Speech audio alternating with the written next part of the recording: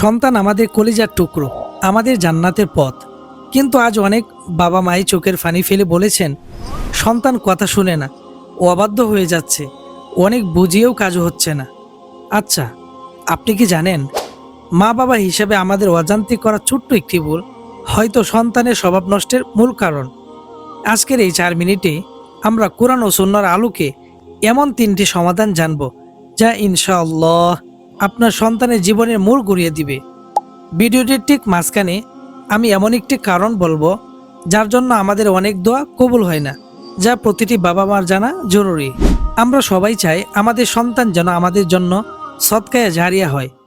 যদি আপনি আপনার সন্তানের মঙ্গল চান তবে সওয়াবের নিয়তে ভিডিওটিতে একটি লাইক দিন আর কমেন্টে আপনার সন্তানের নেক হায়াত ও হেদায়েতের জন্য লিখুন আল্লাহুম্মা বারিক। আপনাদের করা এই একটি আন্তরিক দোয়া হয়তো আল্লাহর দরবারে কবুল হয়ে যেতে পারে। প্রথমে আল্লাহ তাআলা শেখানো সেই সর্বশ্রেষ্ঠ দোয়াটি শিখব যা পাথরের মতো শক্ত হৃদয়কেও নরম করে দেয়। সূরা আল ফুরকানের ৭৪ নম্বর আয়াত। দোয়াটি হচ্ছে রব্বানা হাব লানা মিন আজওয়াজিনা ওয়া যুররিয়াতিনা কুররাতা আ'ইন ওয়াজআলনা লিল মুত্তাকিনা ইমামা। অর্থ, হে আমাদের পালনকর্তা, আমাদের স্ত্রীদের ও সন্তানদের আমাদের জন্য নয়ন প্রতিকর করুন এবং আমাদের মুত্তাকিদের ইমাম বা নেতা বানিয়ে দিন। প্রতিটি ফরজ নামাজের পর এবং বিশেষ করে তাহাজ্জুদের সময় এই দোয়াটি পাঠ করুন। এটি আপনার সন্তানকে কেবল বাধ্যই করবে না, বরং তাকে দিনের পথে অবিচল রাখবে ইনশাআল্লাহ। এবার সেই জরুরি কথাটি, আমরা অনেক আমল করি কিন্তু ফলাফল পাই না কেন? মনে রাখবেন, সন্তানকে যা খাওয়াচ্ছেন তা যেন শতভাগ হালাল উপার্জনে হয়। হারাম খাবারের প্রভাব সরাসরি মানুষের চরিত্র ও রুহানিয়াতের উপর পড়ে।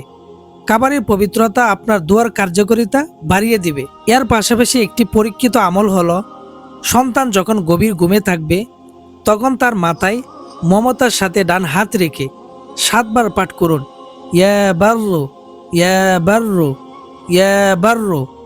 এর অর্থ হলো, হে পরম দয়ালু ও কল্যাণময়। এটি সন্তানের অবাধ্যতা দূর করতে অত্যন্ত বরকতময়। আপনার একটি শেয়ার হয়তো কোনো দুশ্চিন্তাগ্রস্ত মা বাবার মুখে হাসি ফোটাবে। তাই সওয়াবের নিয়তে ভিডিওটি শেয়ার করুন এবং আমাদের মুমিনের সাথী পরিবারের সাথে যুক্ত থাকতে সাবস্ক্রাইব করে রাখুন। ভিডিওটি শেষে কমেন্টে সবাই অন্তত একবার আস্তাগফিরুল্লাহ লিখুন। আল্লাহ আমাদের সন্তানদের জান্নাতের মেহমান হিসাবে কবুল করুন, আমিন।